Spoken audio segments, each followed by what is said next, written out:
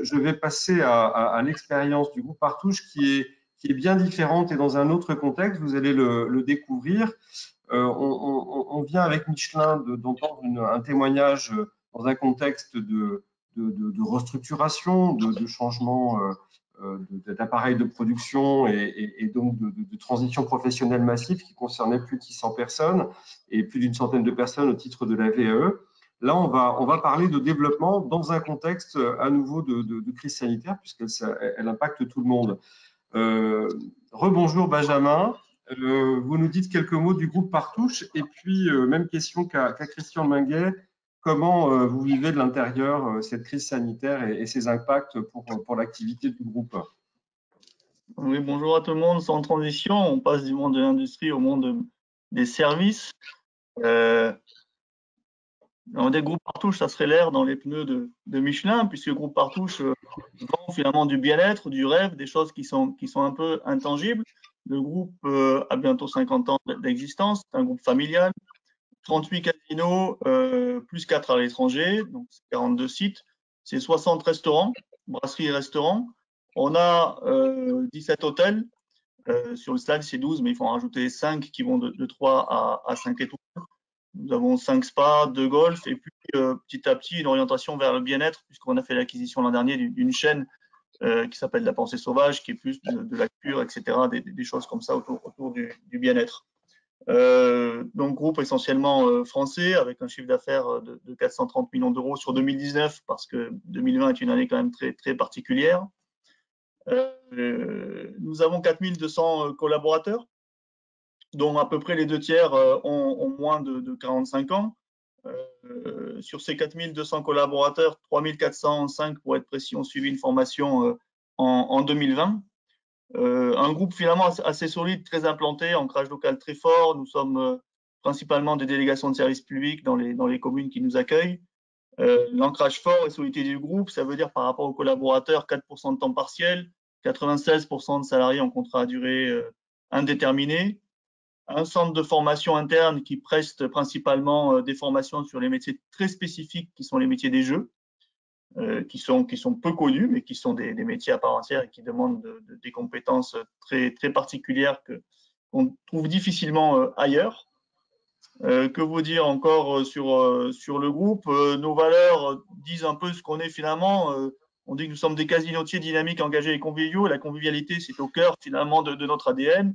Parce que si on veut pouvoir accueillir bien nos clients et être un peu fun, si on ne l'est pas nous-mêmes dans la manière de nous comporter dans le management, il vaut mieux faire un autre métier. Et puis les valeurs casinotiers, pourquoi casinotier? On a l'impression d'être un métier tellement finalement peu connu, qui à la fois fait rêver, qui a à la fois un petit côté sulfureux, qui nous voit bien d'ailleurs, même si aujourd'hui le groupe est un côté en bourse. Donc on a rien à cacher. On aime bien un peu surfer sur cet esprit tapis vert, etc. Alors effectivement, vous le disiez, l'expérience Partouche en matière de VAE est un peu différente dans le sens où nous, on s'en sert, si vous voulez, pour vraiment la promotion des collaborateurs en interne. La dernière VAE qu'on avait engagée il y a 3 ans, sur une quinzaine de participants, il y en a 5 aujourd'hui qui sont les directeurs de filiales du groupe, parce qu'on a besoin d'avoir d'abord des directeurs de filiales qui connaissent bien nos métiers, et ensuite on a besoin d'en faire des managers et d'en faire des chefs d'entreprise à part entière. C'est là où la VAE intervient et c'est là où elle nous intéresse. Sur cette classe, donc 5 directeurs de filiales, 5 qui ont évolué dans d'autres industries, qui avaient envie de quitter l'industrie des casinos, qui est une industrie qui peut paraître des fois un peu repliée sur elle-même, puisque forcément c'est un métier quand même très très particulier. Donc c'est aussi donner la possibilité à des collaborateurs qui veulent voir autre chose de le faire. C'est au cœur de la responsabilité sociétale de l'entreprise. Et puis, je vous le disais, on souhaite devenir une industrie apprenante, ce qui est un peu nouveau dans l'industrie du spectacle et du monde de la nuit. C'est la raison pour laquelle on pousse énormément à la formation des collaborateurs, avec un objectif finalement de chaque salarié doit faire au moins une formation par an, peu importe la formation, mais on est très attaché à cela. Voilà pour vous brosser rapidement le du groupe. Merci beaucoup. Un petit mot, par exemple, sur le contexte de crise. Donc, vos établissements ont dû être fermés pendant ce 3e confinement. Donc, la lumière au bout du tunnel, c'est pour quand pour vous? Le 19 mai. Donc, le 19 mai.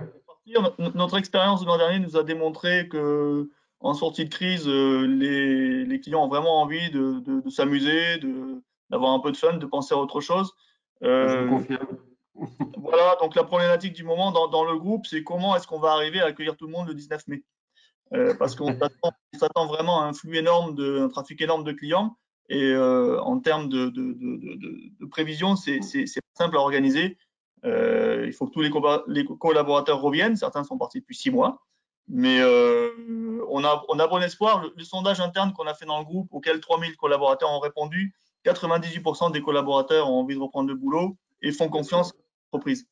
Donc, on a un taux énorme d'adhésion parce que les gens qui travaillent dans notre industrie n'y viennent pas vraiment par hasard. Si on est dans le monde de la nuit, c'est que quelque part, on aime bien être là et on a fait le choix de ne pas être dans un autre secteur. Donc ça, c'est la chance qu'on a dans le groupe.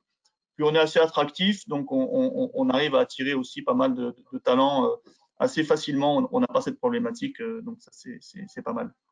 Merci beaucoup, Benjamin, pour ces précisions. Alors, on va plonger dans le contexte qui vous a amené à choisir pour partenaire le groupe IGS et donc incarné par la personne de Damien Sourisseau, qui est directeur de l'activité formation managériale au sein du groupe et avec qui on travaille très régulièrement. Damien, est-ce que tu peux nous rappeler dans quel contexte tu es intervenu pour Partouche sur ce projet de développement managérial comprenant une démarche de VAE? Oui, merci à tout le monde. Bonjour à tous les participants au webinaire. Donc, effectivement, comme l'expliquait Benjamin, on en reparlera peut-être sur la seconde partie de notre intervention.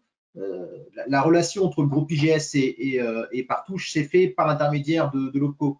Donc, c'est en échangeant avec l'AFDAS, qui est le financeur des actions de formation de l'activité de loisirs, de tourisme, qu'on a été amené à échanger avec Benjamin, avec Thierry qui s'occupe de l'organisme de formation des casinos Partouche, du groupe Partouche. Un contexte en fait où, comme l'expliquait Benjamin, une volonté de reconnaître et de valoriser les compétences d'acteurs managériels de terrain, qu'ils soient managers, membres de comité de direction, qui soient liés à la réglementation qui s'impose au secteur, ou que ce soit des directeurs de casinos. Finalement, nombre d'entre eux ont appris beaucoup par le terrain et aujourd'hui, pour pouvoir exercer leurs responsabilités et évoluer, il y a un vrai besoin de certifier leur niveau de formation. Donc ça, c'était le premier point, donc qui s'imposait par de la VAE. Mais très rapidement, en fait, on s'est rendu compte en discutant avec Benjamin et Thierry que la particularité du projet du groupe Partouche, c'était aussi d'associer cette VAE avec de la formation.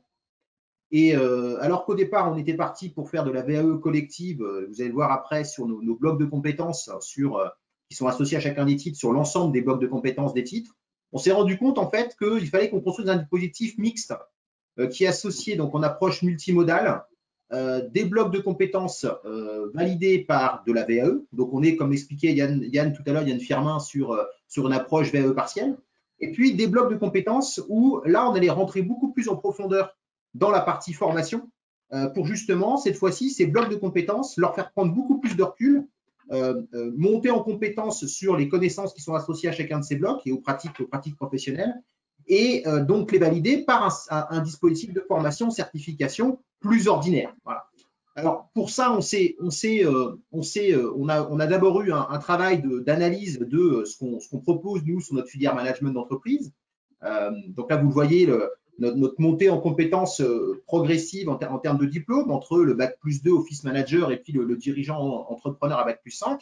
Et donc on a été positionné à la fois donc les directeurs de casinos. Bon, ça s'est imposé assez facilement sur ce dirigeant entrepreneur.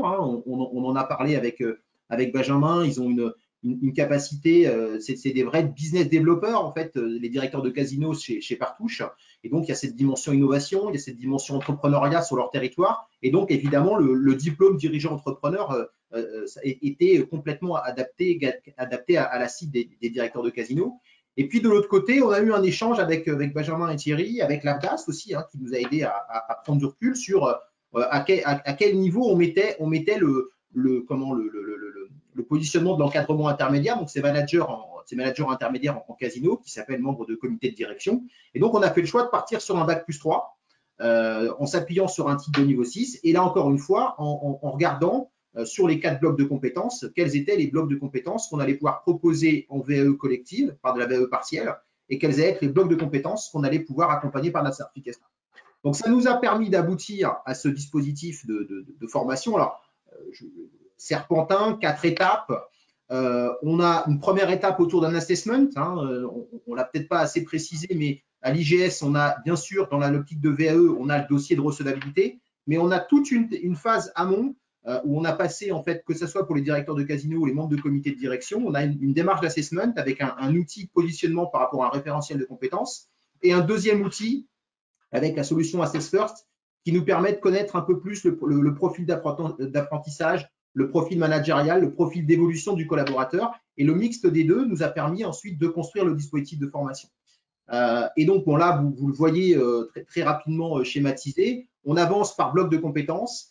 Et donc, on a fait le choix de démarrer par les 2 blocs de compétences qui sont certifiés par de la formation, donc avec un contenu formation associé au bloc, avec pour chacun des blocs un dispositif de formation adapté à des mises en situation opérationnelles liées au métier de membre de comité de direction. Alors là, c'est l'exemple que j'ai pris l'exemple des membres de comité de direction, donc sur le bachelor. Et puis ensuite, une deuxième partie de parcours où là, on développe la partie VAE partielle.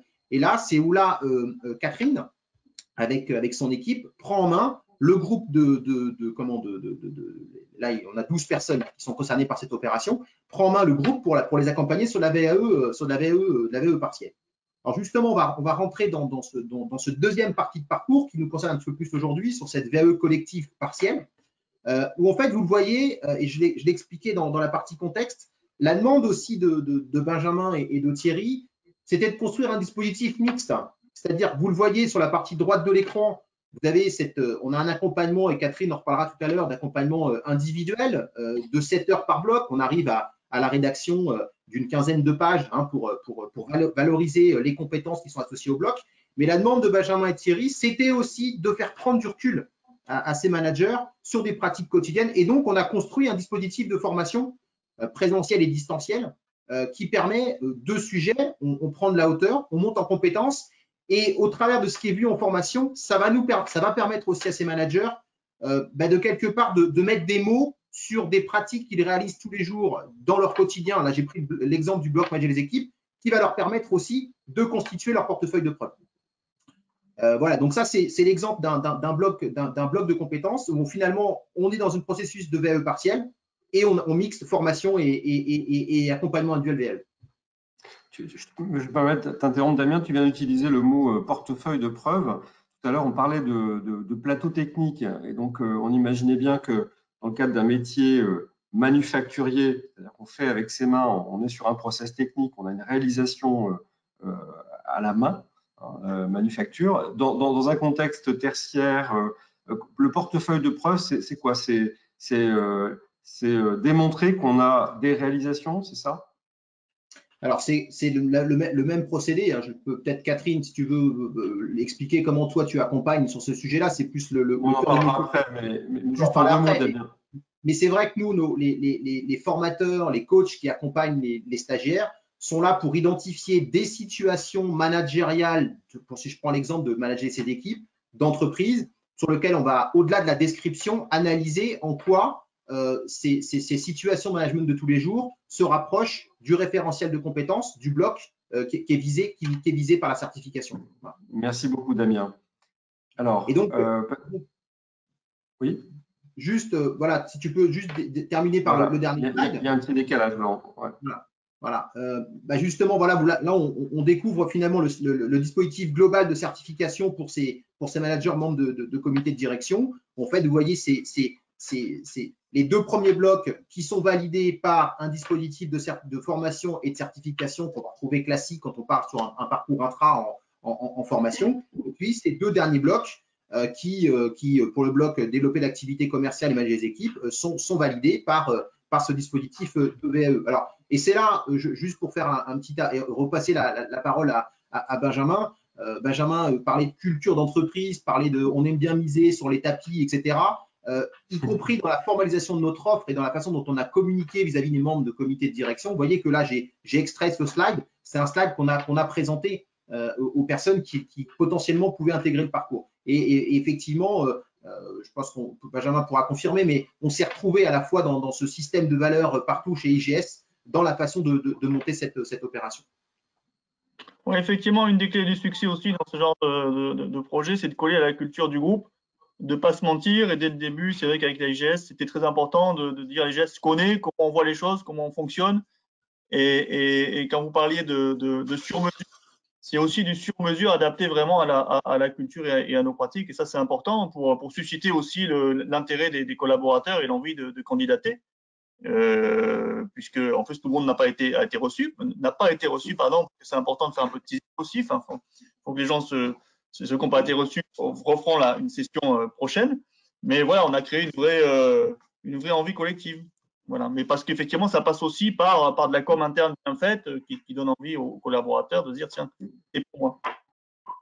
Une dernière question peut-être technique, Damien, on a parlé de l'AFDAS, on a parlé de VAE, on n'a pas parlé de FNE. Et dans le contexte, peut-être, quel est le rôle d'un tel organisme dans un contexte de crise et de mesures spécifiques?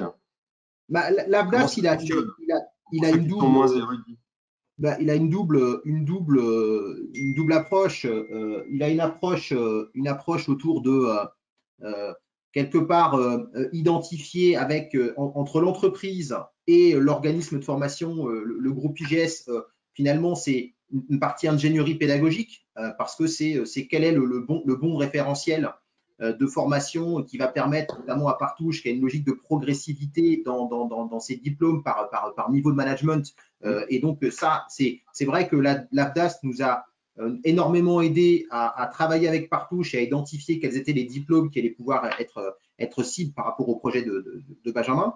Et puis après, il y a quand on rentre sur ces problématiques de diplomation, de certification, il y a toujours une part qu'il faut valider avec l'entreprise à partir de financement.